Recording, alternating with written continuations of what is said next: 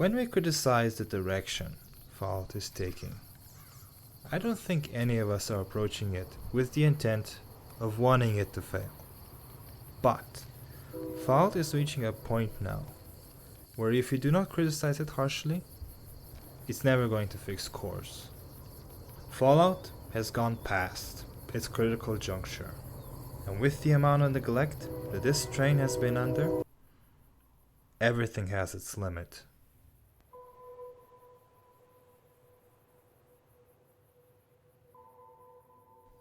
Alright, that was all very dramatic, but the point still stands.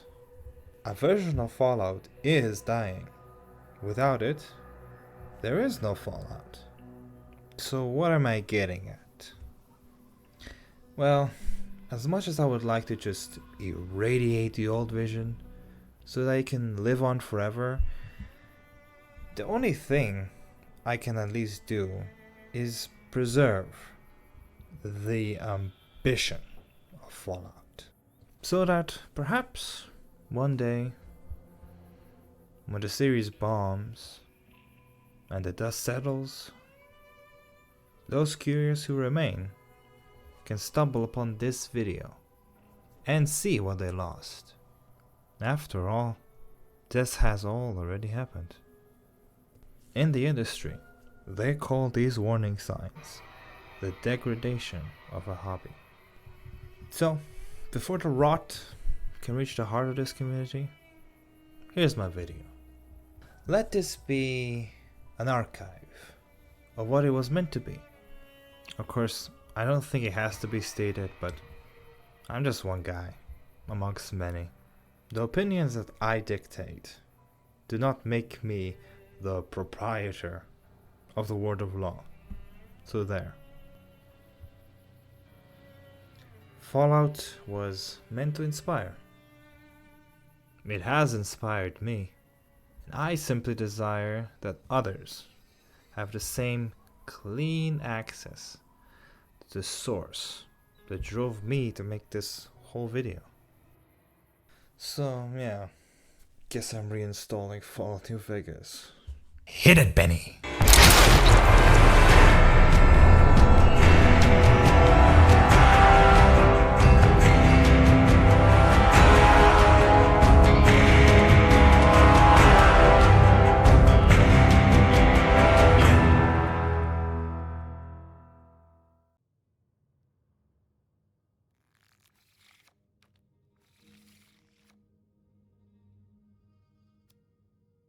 The one thing that clearly stood out to me at the end credits of Fallout New Vegas is that there was a planned future for the series. If we are to try to interpret this plan, I think we should start by framing the possible fates of the Courier. Both the Vault Dweller and the Chosen One received this luxury, and because of this, we understand Fallout better. By discovering what choices they made in the preceding game, we can leave them in the past, allowing their impressions to become the focal point and shape the geopolitics of the New California region. Twice over, Fallout's foundation was built, starting with the choices the player was allowed to make before those transitioned into the bigger picture. It's only fair that the Courier's actions have the same degree of perpetuity.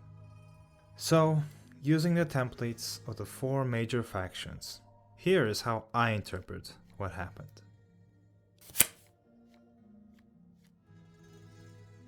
Starting with Kaiser, it is important to point out how much of an anomaly the Courier is amongst the ranks of the Legion.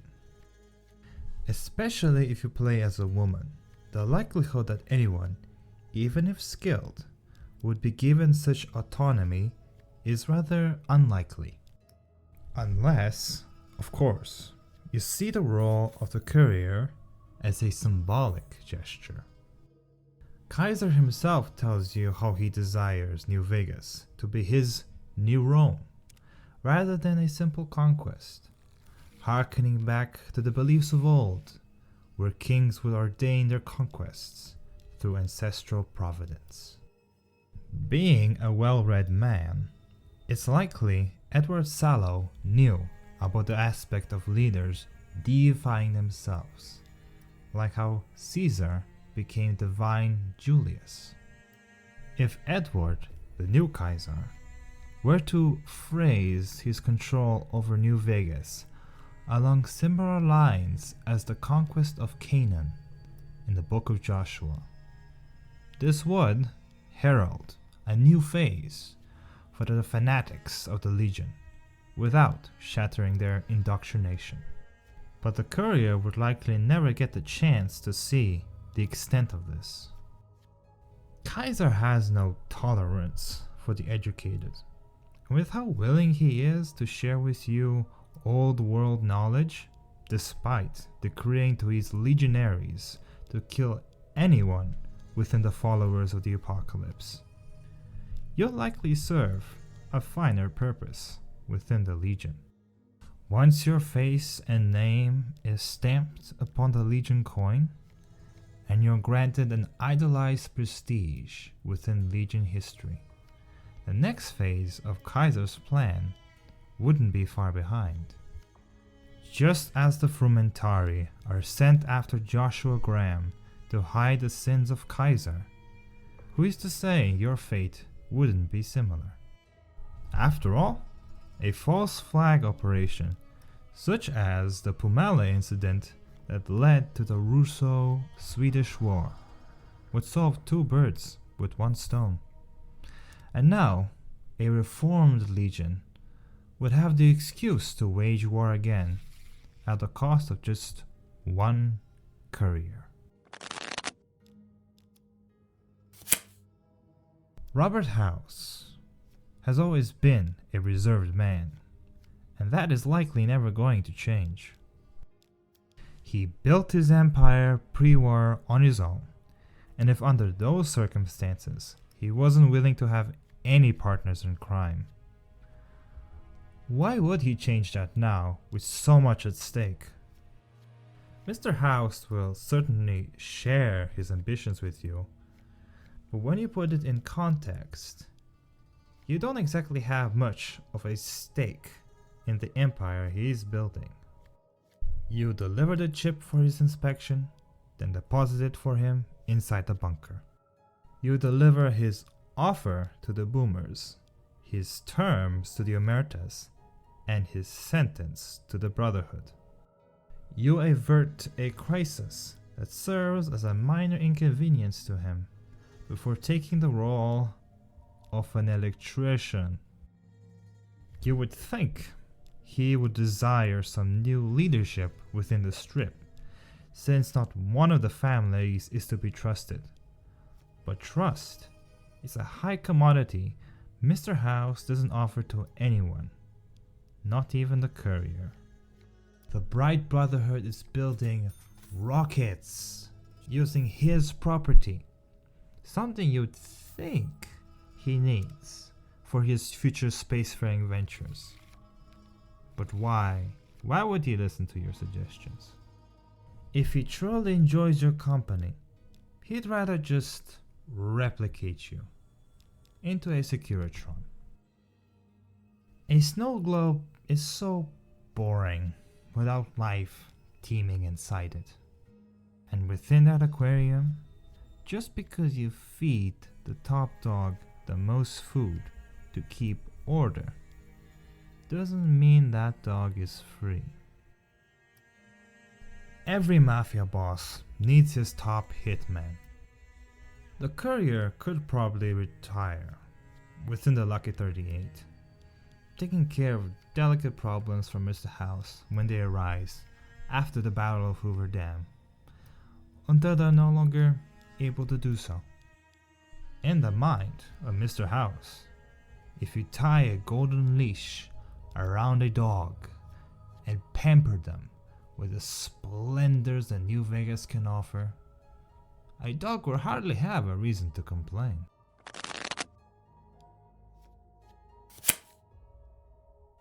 We all want a happy ending, but in a world as bleak as Fallout, If you want realism, what you'll get is disappointment.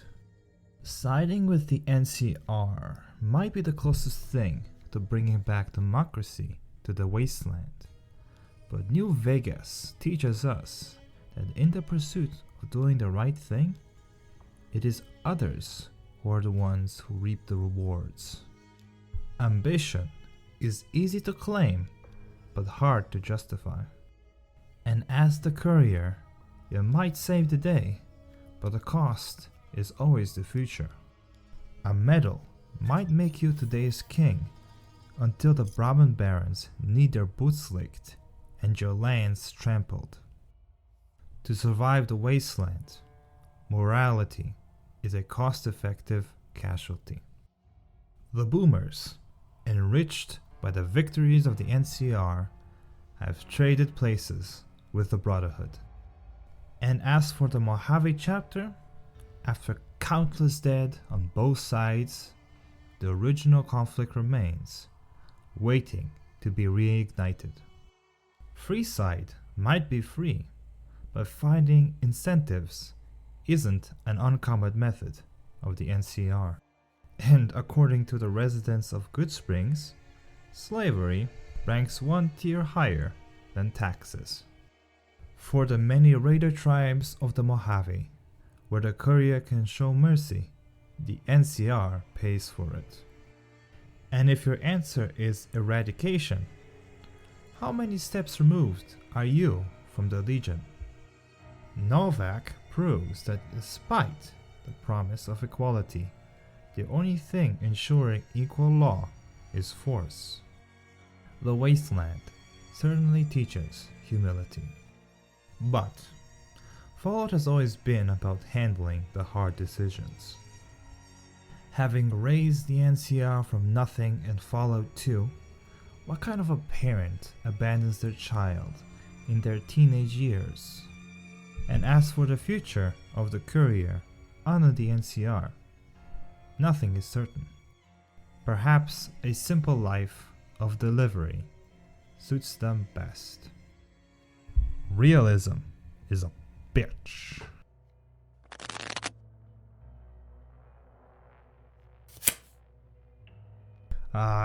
You just know Todd Howard played this ending. After all, is it not Bethesda's model to have the cake and eat it too? Even if the cost is having enough remaining ingredients? If you ask me, I would never make the Yes Man ending canon, as it breaks the conventions of storytelling in favor of the player.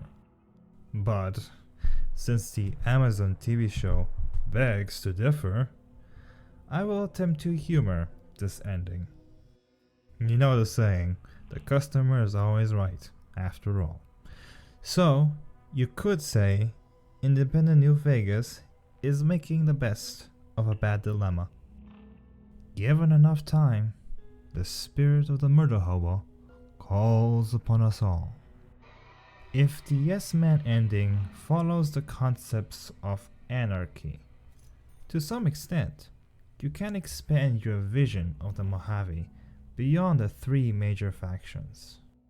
You are able to join most of the raider factions in-game, and if the courier is to be treated as a powerhouse, who is to say these factions wouldn't become more major? If the courier acts as the great Eldar, unifying the tribes together, I can see a future where the Powder Gangers, the Great Khans, and the Kings replace the families of the Strip, establishing a nomadic empire that raids anyone daring to cross the Mojave. The fate of the courier at the time of this video is undecided. However, the fate of the Mojave was foretold. Better yet, the prophecy comes in multiple choice.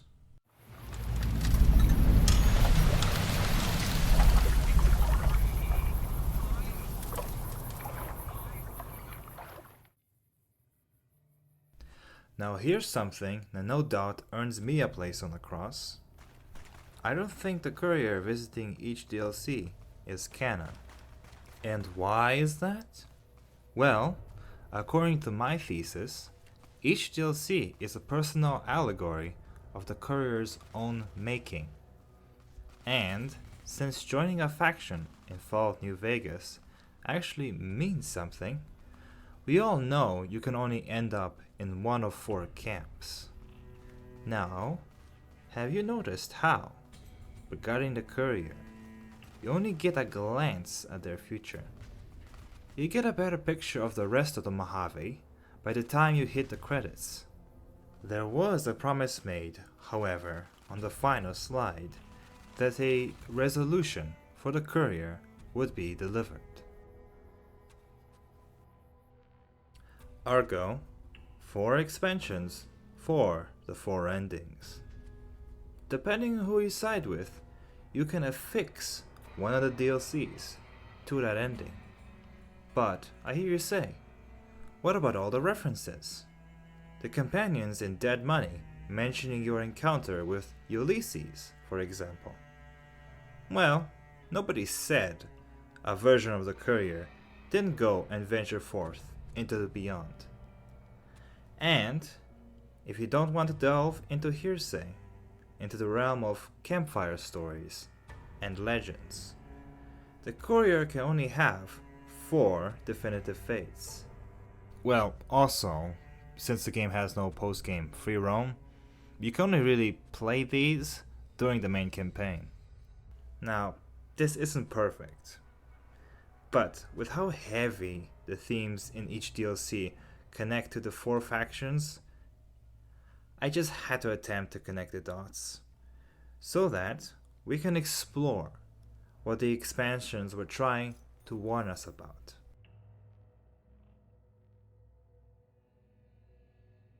I've already made my point how little of a desire I have to discuss independent New Vegas, so I'm gonna make this one quick. What DLC does the S-Man get? It's Old War Blues. Like, come on. Just play General Oliver being thrown off the dam, next to you, arguing with your own brain. It's the same vibe.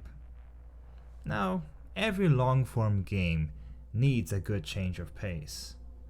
I have no doubt Obsidian got a kick out of writing all that zany dialogue. And if Yes Man is more of a what if, you gotta commend how the DLC is definitely the most versatile when it comes to player freedom. But personally, the dialogue reminds me a tad too much of millennial humor. And since I've classified INV as an unserious ending, I'm only wasting my time trying to connect the dots here.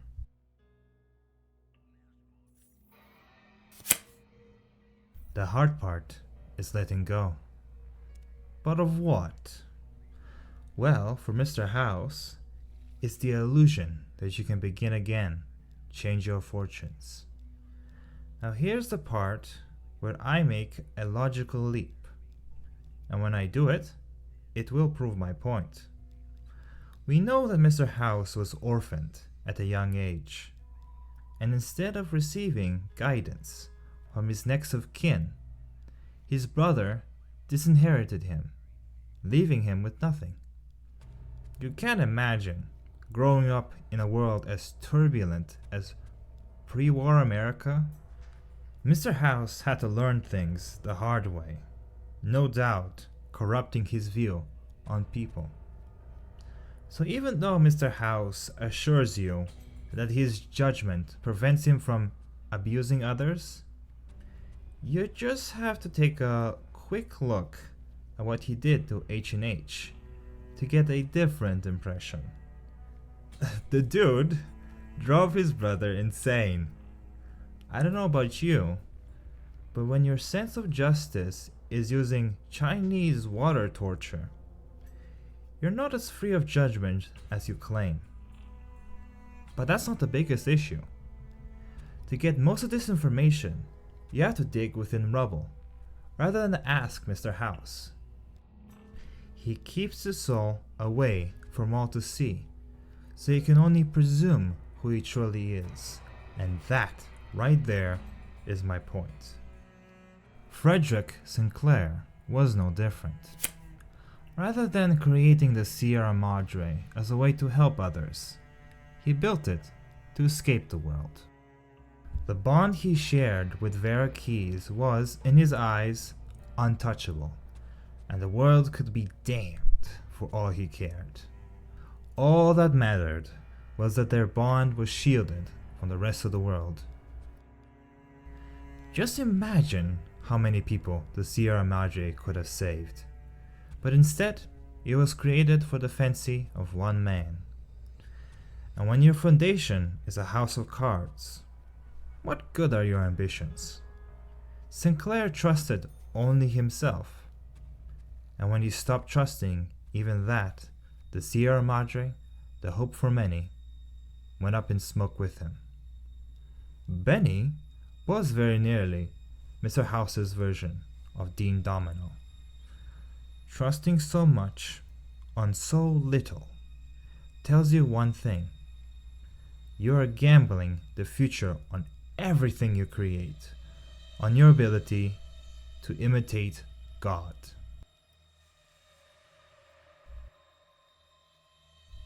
Let go, Mr. House. Your grievances with ghosts should remain in the past. Let go, or be consumed by the same human nature that brought forth the atomic fire. The ugly truth about trying to preserve the NCR is that you must acknowledge that Caesar's Legion is just one side of the same coin. The NCR believes that because they stand for old world ideals, anyone standing in their way must be evil. But what sentence would the NCR serve to the reformed Malpais legate? A man who was once more cruel than the current legate. The Joshua we see today does everything the NCR stands for, bringing civilization to those who need it. And if that is true, that a man like that can change, then what could have happened to all those that the NCR deemed as a threat? The story of Joshua might be wrapped in the divine, but his fate is intrinsically linked to the NCR. The NCR never won the first battle of Hoover Dam, because that battle was always an ideological one. Joshua believed that under the Legion he was following the decree of the scripture. If Kaiser is to be believed, the tribes he conquered with Joshua were no better than the ancient Philistines, accursed by God. With every tribe he eradicated, Joshua was doing it for the greater good. He was so blinded that only through a miracle was he able to see that the people who needed him most were the ones he left at home. So when Joshua returned to New Canaan, the home he should have never left, it was destroyed by his sin alone.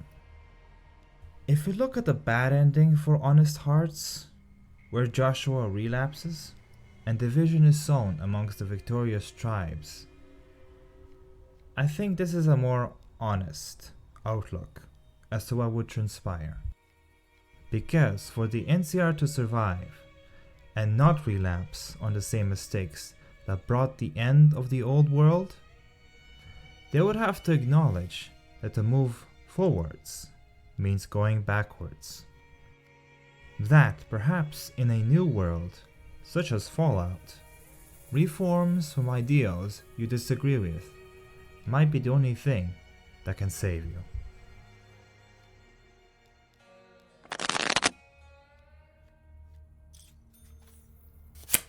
You can go home, courier. Now that's a paradox if I've ever heard one. It is the courier's burden to never travel home, else they bring down the weight of history on their people. Only when a courier understands the history they've caused should they be permitted to retire. Not even the messenger is immune to bias. For had Ulysses continued to believe that imitators are the detriment of culture, he would have become its greatest one yet. Historic icons didn't fulfill their purpose in an attempt to expand their influence. They did so because the legacy of their forebears called upon them. If you wish to mourn for Hopeville, honor its legacy. Understand that utopia has no foundation. Instead, it must always be upheld for it to exist.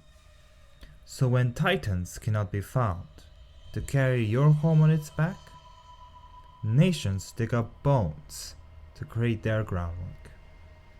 And if you forgo the imprecation on its grave, the ghost of the past will rush forth like a tidal wave to overtake the living. To understand this torrent, you must find its source. Totus mundus agit histrionem. Caesar lived by these words the moment the Blackfoot tribe fell upon him. Animosity is what drove him, seeking retribution against a world that would discard him. And when he took it by the horns, a delusion was born within his mind, a belief of a divine destiny that only he could hear. The foundation of Caesar's empire was the belief that Arizona was the extent of the world, and if that could be tamed, everything else would fall. Social Darwinism was Edward's god, but the idol he built was nothing more than an effigy. For his grievances were always against the NCR and not the tribes he conquered. And when his god answered at the Battle of Hoover Dam, he blinked. The god he found in Arizona was no more than a stage whose capacity he had grown out of. So he cast Joshua Graham into the fire in hopes of being born again. For Joshua was always his shadow, exposing to the mongrels of his legion that he was but a man. So he now attempts to call upon a higher calling when he conquers New Vegas, in hopes of stabilizing his empire. Yet, his empire was built to adhere to amorality, and if Caesar cannot feed the bull, it would surely feed on itself, for it knows nothing else. We can see an example of this in the divide. If you wish to invoke the certainty of history, you cannot be selective about it. For if the judgment of an empire predicates on the base instincts or the individuals at the top, or gets disseminated to the masses, will turn them into mere animals. The Markmen have created a synthesis, as Caesar desired, but now only their rabid needs remain. Whoever is marked by the doctrine of the Legion can only ever survive under a cloud of hell. Those who revive ideals that have been buried by history will find that this monster can only survive by consuming the new. So Ulysses questioned, if homes will always be put to the torch to satiate this beast, should all history be forgotten? Ralphie provides a different faith. For every nation upon this earth, death comes sooner or late. And how can a nation die better than facing an uncertain future with the certainty of his kindred and the temples of his forefathers? The bear or the bull of the past will always loom over us, demanding our submission. How can one find the strength to face it, as Horatius did, in hopes of changing the future? A courier often begins as a mere wanderer, at the mercy of the whims of the road. You find yourself when you know what you follow. Courier. Just as I followed you to the end. Whatever your symbol, carry it on your back and wear it proudly when you stand at Hoover Dam.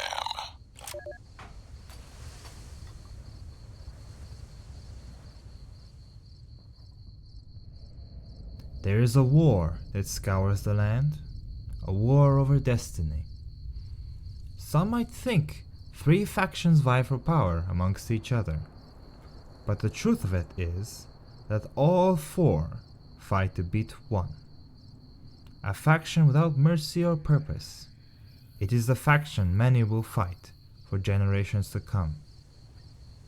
It searches for life wherever it can find it, and takes all without hesitation. We, the players, have the mercy of infinite life, but we must never forget the wasteland if we are to understand Fallout. You want to see evil? Here is its impulse. The wasteland has taken root in all who have survived the future, forcing many to wage war with themselves in hopes of changing it. If we are to get anywhere from here, we both must open our inventories. You will provide the bread, and I'll bring the butter, and we'll create the necessary perspective for a good Fallout meal.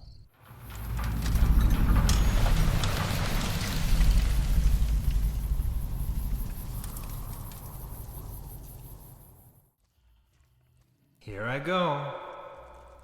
I'm gonna try my best not to get caught in the semantics death trap.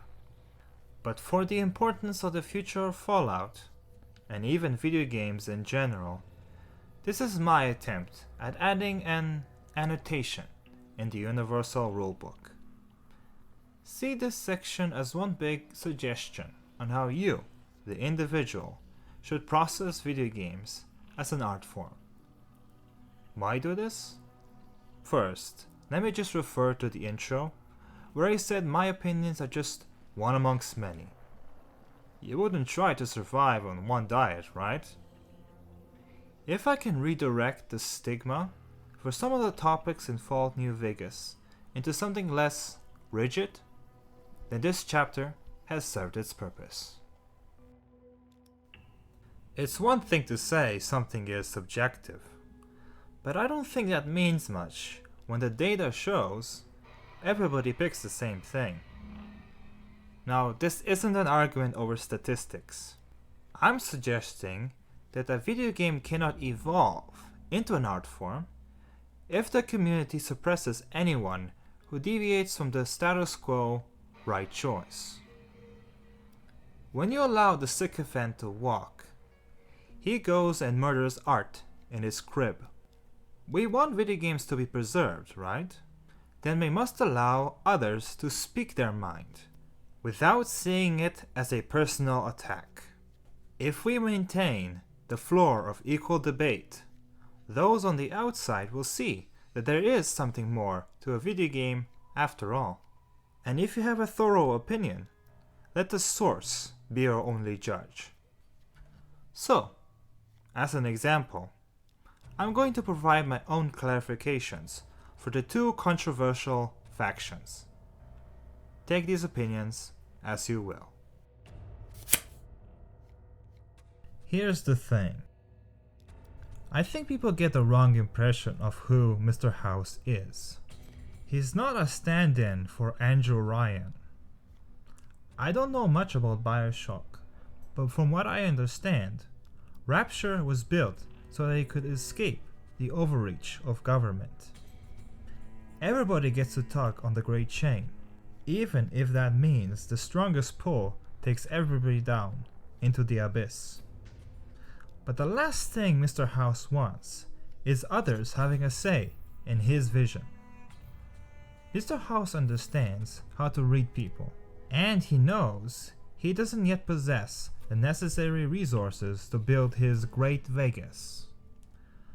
Others only come into his equation when he can use their base desires against themselves to serve his interest, without having to waste force to do it. He is not a representation of a modern tech billionaire either. I mean, have we forgotten that the world has ended in Fallout? Power structures and the amassing of wealth have always existed, but to say that anyone rich in ancient Sumer was no different from a Fortune 500 CEO scales human history into a pinhole. Fallout, once upon a time, was interested in human behavior and not only satire.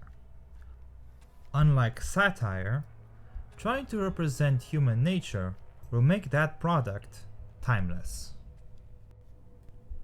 If you want to get a facsimile for Mr. House, no joke, I suggest you try using Gabe Newell instead, at least when it comes to his connection with Valve. Think of New Vegas as the physical manifestation of Steam. We all joke that Steam being a monopoly doesn't count, but the good graces of Steam have created a Trojan horse, allowing us to neglect how something like 6% of Valve's profit comes from gambling alone. We must also not forget that it is Valve that mainstreamed loot boxes and invented battle passes. We have all seen the rot that has seeped from these inventions. And for the game comparison, with the disenfranchised people of Fallout, New Vegas is their only access to paradise. It is only the losers who start to question the ecosystem that oils the gears of Vegas. So would you trade Steam for a chance to get rid of an evil in gaming?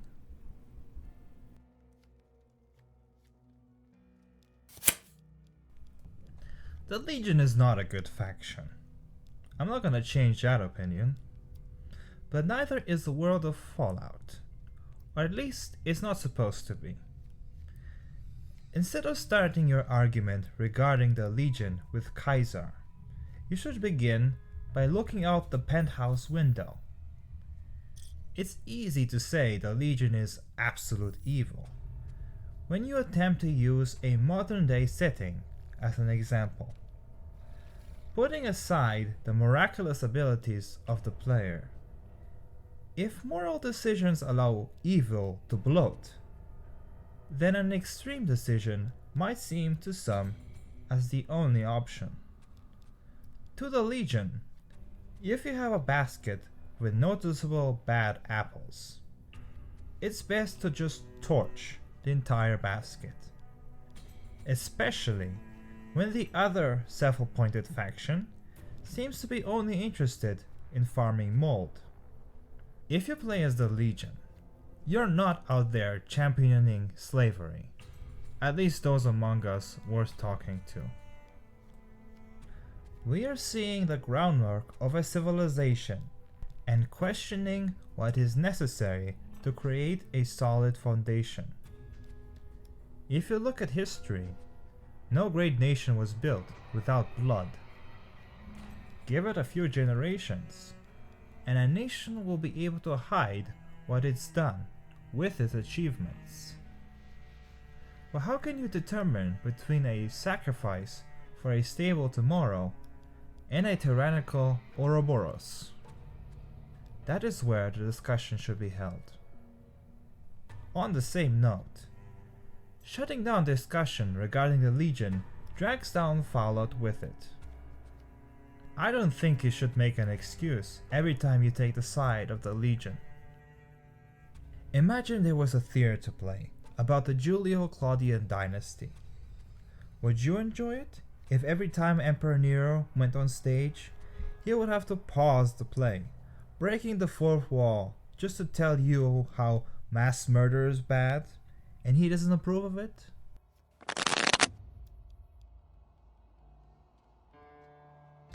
It's kind of a coincidence how the shorter development cycle of New Vegas allowed its best virtue to shine through.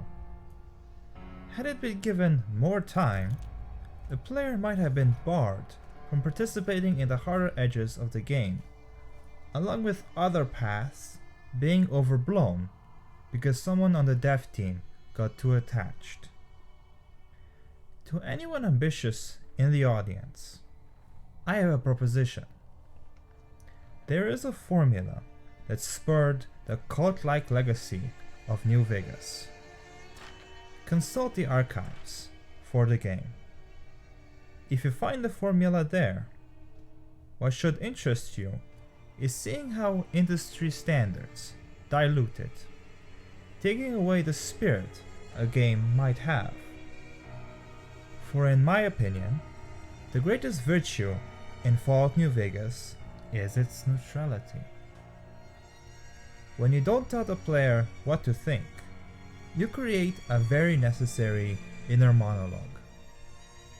I could not hope to represent all the possible interpretations that this game can offer that were created with this formula. That is something that you yourself have to discover and formulate on your own. So, is there a method to making a good Fallout game?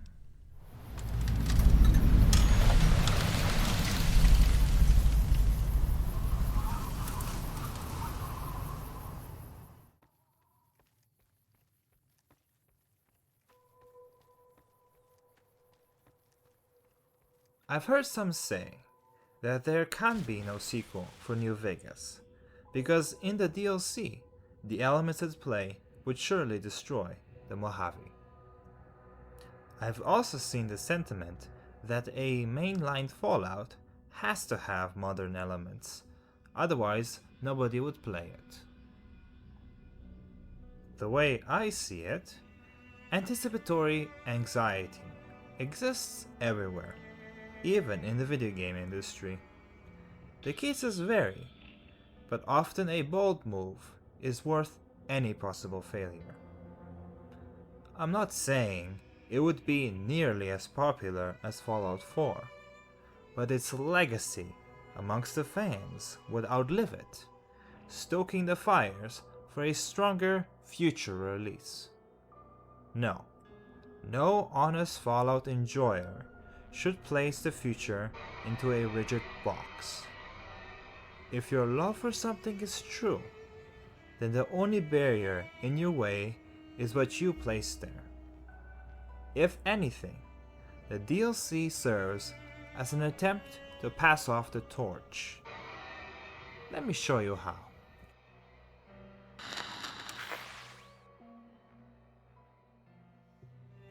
I mean, was the fanbase able to imagine the series as anything other than isometric back in 2003? As much as it would be nice for Black Isle Studios to have survived to make Van Buren, the video game industry is an ever-changing beast. In most cases, innovation is something pushed by boardrooms. But one must also be able to foresee when the community asks for it. Say what you want about Oblivion with guns, it was, in the end, a net positive. And I'm not referring to its reduced RPG elements as a positive. You have to understand that every avid gamer has their gameplay preference. And if you know something about movies, languages bring something special to art as a medium.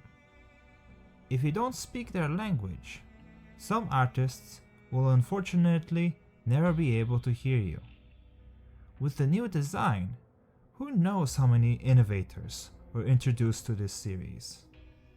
With how they approached their next titles, the issue with Bethesda is that they said all the mundane aspects of Fallout 3 were its best. But there is nothing perfect about the industry. Ideally speaking, the next Fallout game would play the same as New Vegas. But if the very often case presents itself, where the available parties are incapable of making that game, then the series must be flexible to survive. To hand out Fallout to another studio outside the sphere would mean working within their expertise. And the expansions understood that. That's why they serve as design documents for any future studio that wishes to embark on making the next game. If a studio decides to adapt Lonesome Road, then you would likely have to go back to the Fallout roots. Focusing on a Legion ending to properly depict the expansionist goal of the faction, an isometric game would allow it to have a large-scale map covering the regions of Arizona, Nevada, California, and Utah in full. You would be able to render the map while still having enough time to pack it with content. And with the added 2, 3, by the time the game came out, decades since isometric games were popular, you could fix all the pitfalls of old, such as the steep learning curve and lack of quality of life. The game would open with the Legion occupying most of California, with the NCR being pushed into the Sierra Nevada region. However, the emergence of the Tunnelers has torn the Legion asunder, dividing them into several smaller factions. With the West Coast being split into safe zones, where the Tunnelers can't penetrate the bedrock, you would travel between hostile regions. Playing the role of a 1st Recon Lieutenant, you and your hand-picked squad are assigned to hunt down a new mythical legate who threatens to reunite the Legion and conquer the NCR for good. If a studio decides to adapt Honest Hearts, then, ascribing to its laid-back nature, a more narrative-driven game would fit best. We can combine elements from classic Fallout and Bethesda to create a roguelite that avoids constant combat in favor of big-time boss fights. Using the aspect of classic Fallout, where solving things with dialogue is encouraged, the game would be split into chapters, where you would go around map zones, finding hard to recruit companions. Hiring people would be necessary for dealing with a boss or obstacle that prevents you progressing to the next chapter. Inserting Bethesda magic into the mix, the grid overworld map would have dungeons for you to tackle, which would give you vital resource drops necessary for completing quests. After the success of the Courier, the Mojave Express becomes a more political branch of the NCR. Facing a resource crisis, the Baja region is on the brink of an uprising.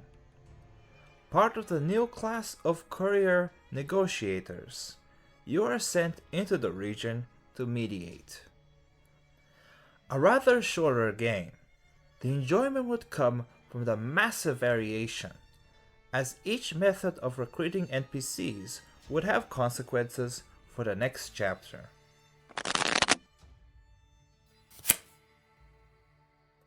If a studio decides to adapt Dead Money, the game would be a salvage operation, redoing spin-offs like Fallout Tactics and unfavorable DLCs like Mothership Zeta. Being a sort of remake, it could bring the series into a co-op genre. Having a tactical squad-based focus with a single-player campaign, the game would be split between Horde mode sections, where you would have to navigate around enemies rather than kill them, and zones where RPG elements would be its main focus. Each Horde mode location in the campaign could be played separately with other players in a top-down PvE game mode. Character progression would still be intrinsic, but your character would act as a profile you can use outside the campaign. Having relocated to an off-world colony, the New Vegas megacity is run by a sophisticated AI Mr. House left behind. The Sierra Madre cloud has reached Bullhead City, and now hordes of modified ghoul-like creatures spill from it, overwhelming the New Vegas region. With no other local authority, a member of the Followers of the Apocalypse tries to petition the AI Overlord for help. The AI agrees, on the condition that the player can procure technology from hostile regions, such as Big MT and other notable locations. If a studio decides to adapt Old World Blues, it would really come down to the studio. A rather wild card option. This could really be anyone, so long as, before development began, the Fallout Bible was used as its namesake implies.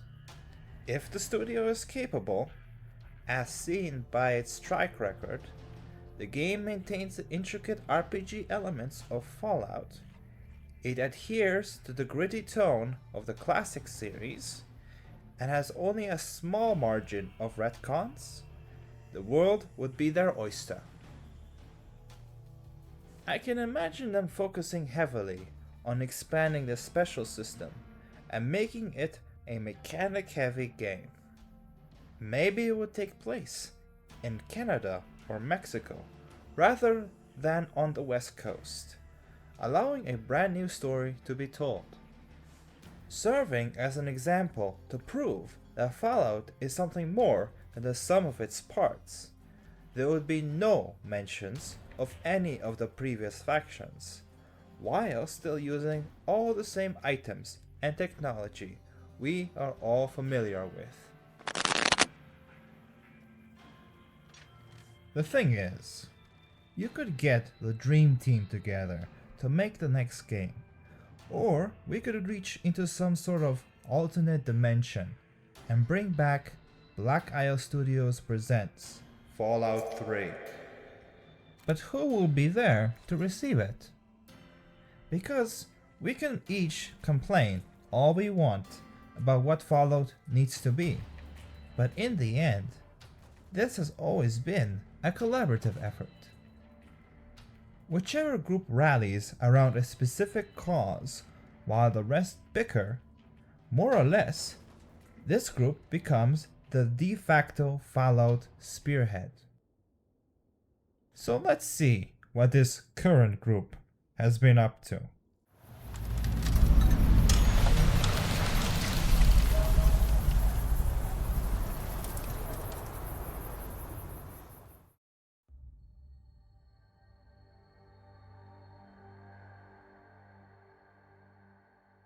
Bethesda has a particular habit when it comes to fostering a community. Rather than catering to what they already have, they have always used their previous titles as a launching pad to reach for the sun. Having caught the biggest audience yet with Fallout 4, Bethesda is left holding the bag, as this time, the creation engine wings can't sustain their weight. One of the problems with streamlining your game is that you eliminate crossover between the previous community and the current one. So when one group tries to migrate to another because of a recent fad or other opportunities, they'll use the wrong toolset for creating new content. And I suspect that this is true here also.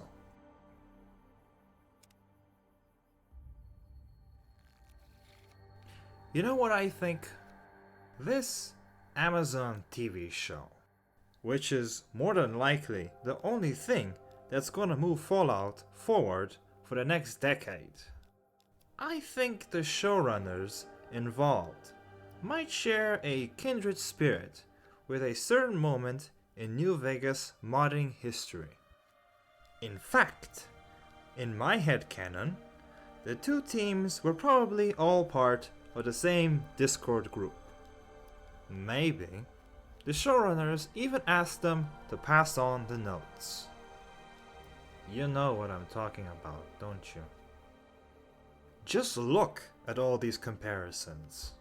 Both have good production quality, whether in the acting or the set design, yet this could never outweigh how bad the story was.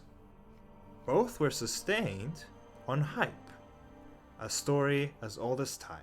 Both have elements in their stories that are just copies from other media, which did it better and with more tact.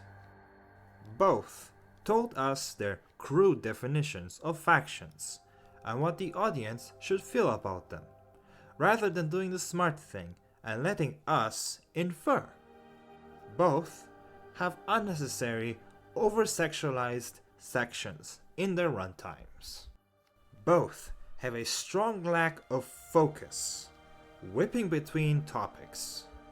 And finally, both tried to use PR speak to brush aside the audience's concerns after everything was said and done. Hey, Amazon, I think your TV show title is missing The Frontier.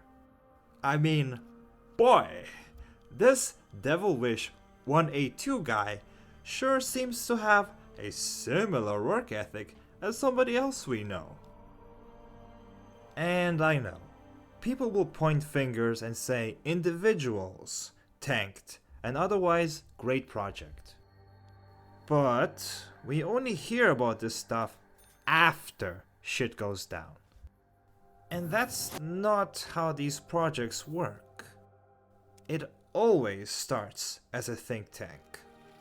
If one guy just kept the entire production behind lock and key so that nobody could see it, the core people would reasonably just walk off the set. How about some honesty instead, huh? These projects were made to air on CW. That's apparently the audience Bethesda Fallout created. Alright, enough doom pilling. I do have an idea for the TV show that could save it. You know who should have been the main adversary to Cooper Howard? Dean Domino. Instead of Vault-Tec being his rival, it should have been him for the whole series. Assuming that the Courier made the noble choice, both of the ghouls would have come across each other.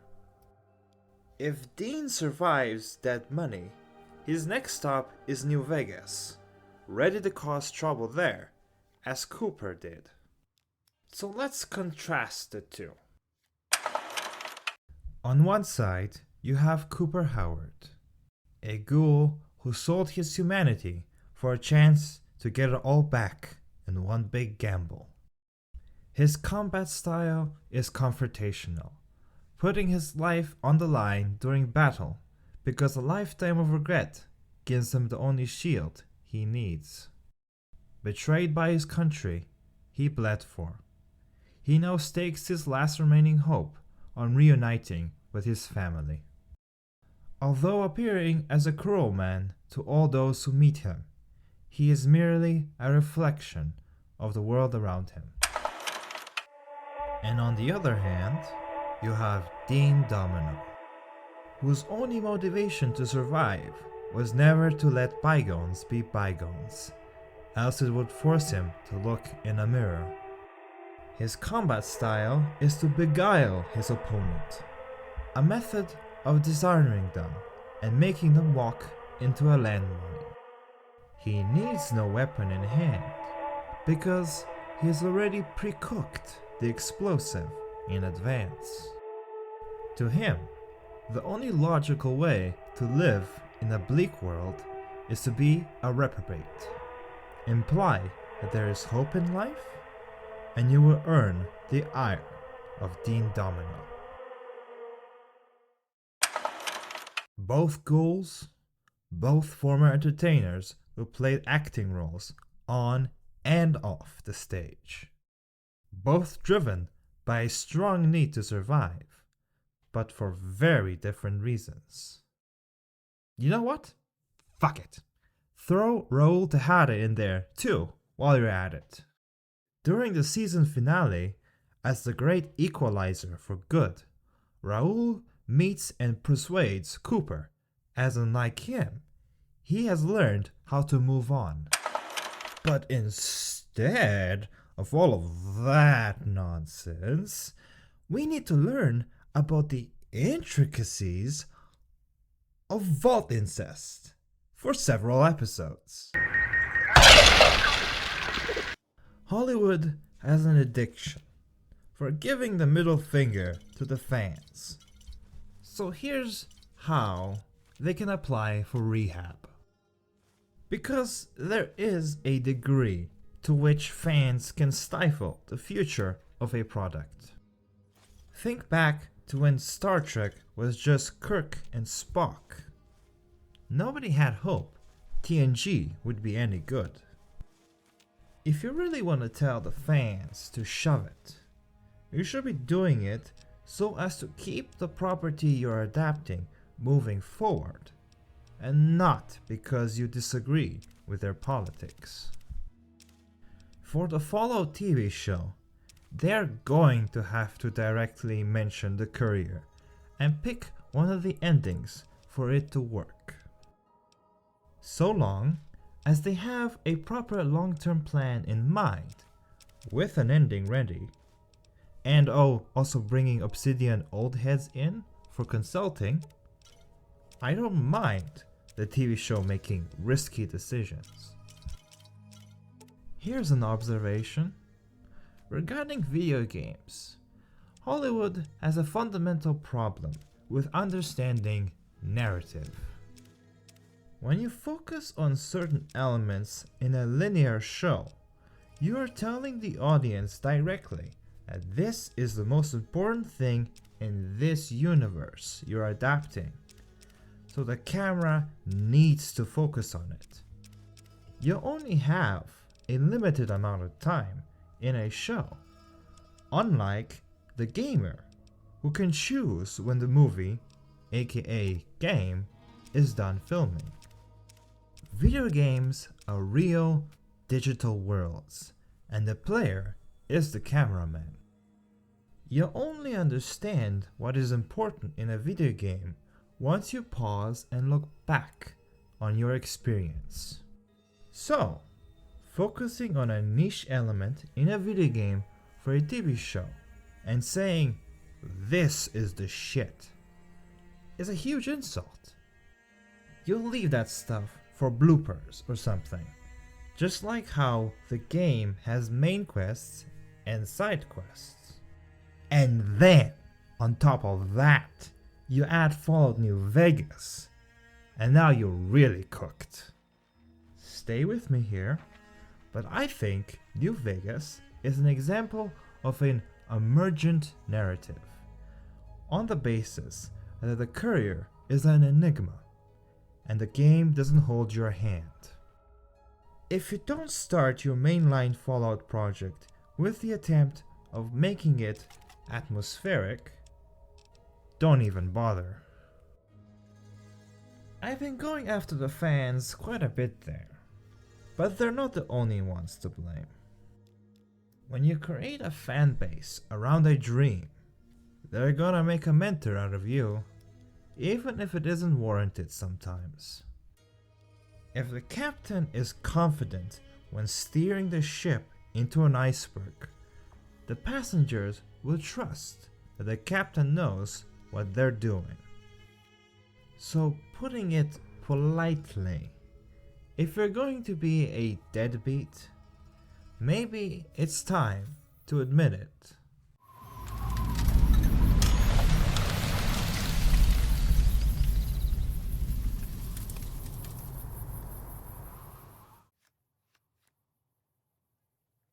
Todd Howard. I know we shouldn't be blaming you alone for what is happening to Fallout. Still, given how exclusive the industry is nowadays, there is no clean way to address the issues within a series without inevitably going after the most prominent people. Corporate identities have adopted mascots to speak on their behalf, rather than simply treating their audience as people. And you, Todd, are a mascot for quite a few things. Since you are more than likely never going to see this, please don't mind me as I turn you into an effigy to serve my argument. I'm not doing this so that I can have a scarecrow to throw stones at. I'm giving credence to this effigy so that it can absorb a malignance that has loomed over the fanbase.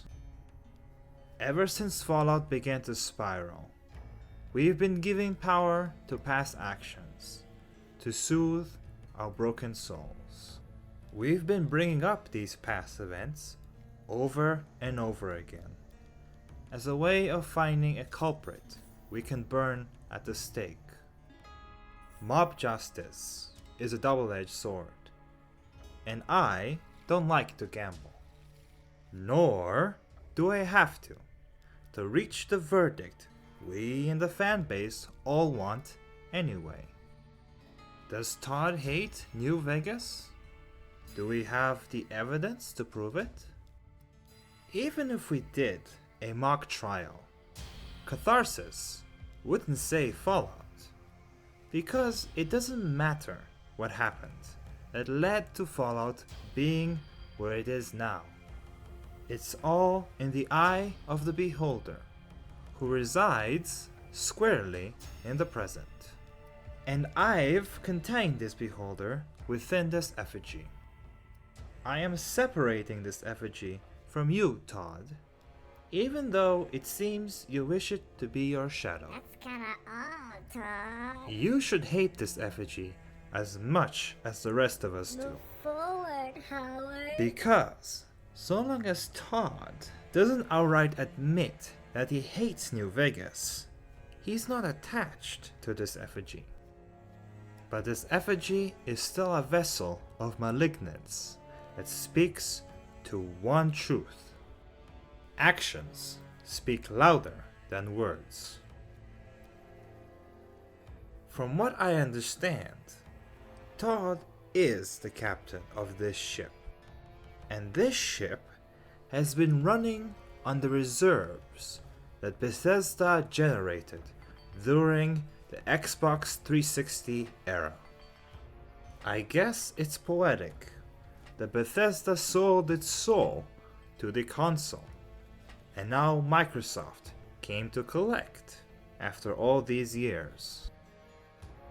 Looking back at their previous titles, sometimes I wonder if Bethesda wishes we had forgotten what they were capable of. Stop trying to find ways how, Howard. You can never put milestones back in the box, especially when a gamer is watching. But what you can take back from the rest of the world is prominence. Not to sound petty, but I think studio culture has an inherent leadership problem. Call it an observation in psychology. But it seems that once somebody reaches the top within an enclosed space, they forget that the rest of the world exists. The leaders use their previous milestones as mementos to freeze time, so that they can live in this limbo that never asks anything more of them. Time to go to the geriatric ward, Howard. Does your legacy really mean so little that you're willing to use it as fuel to sustain your entitlement? Well, there's only one comment history has regarding that. Remember that you can fall.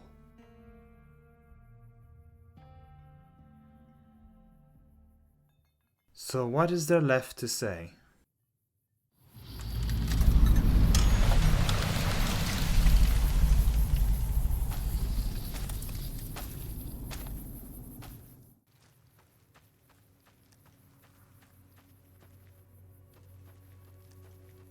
Up there in the sky, Saturn looks down upon us. He sees us flock into communities, creating color patterns with shared values. Taking a look at the Fallout community, the color has changed quite a bit since the flock first gathered. And what does this new color seem to tell us? The words that I can hear is, appearance is better than merit.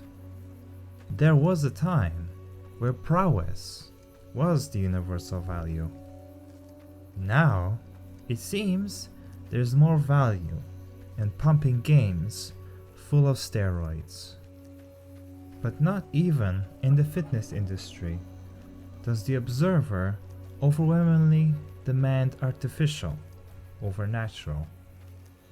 Perhaps that is because Fallout is the only one on the platter, and people have stopped treating it as a living entity.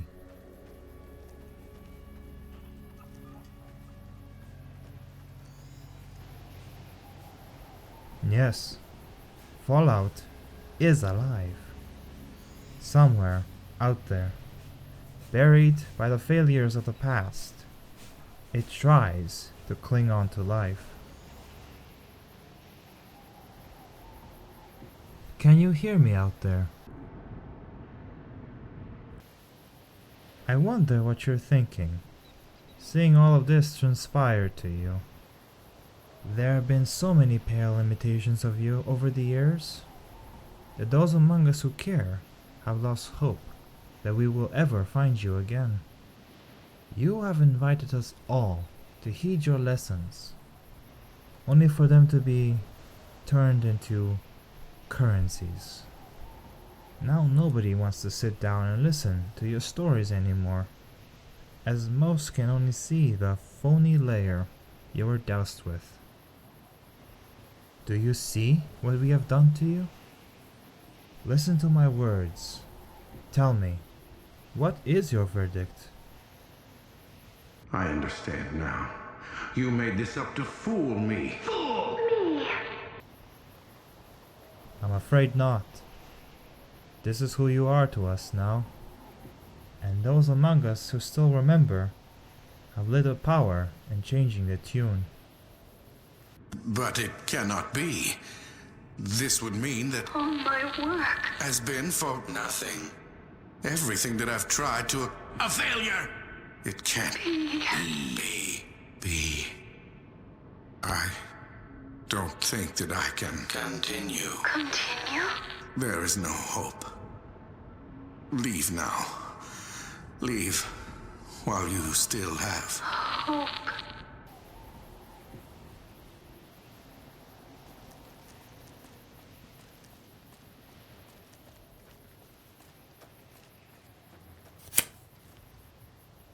The courier was to be buried also.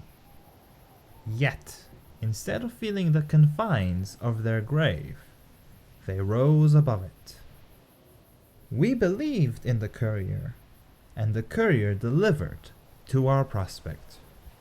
No, this story will not end here, so long as the symbol of the courier continues to live amongst each one of us. Our belief in the courier will spur them onwards, so that they can travel the long road and find hope once again. It is simply the nature of the future for it to be uncertain.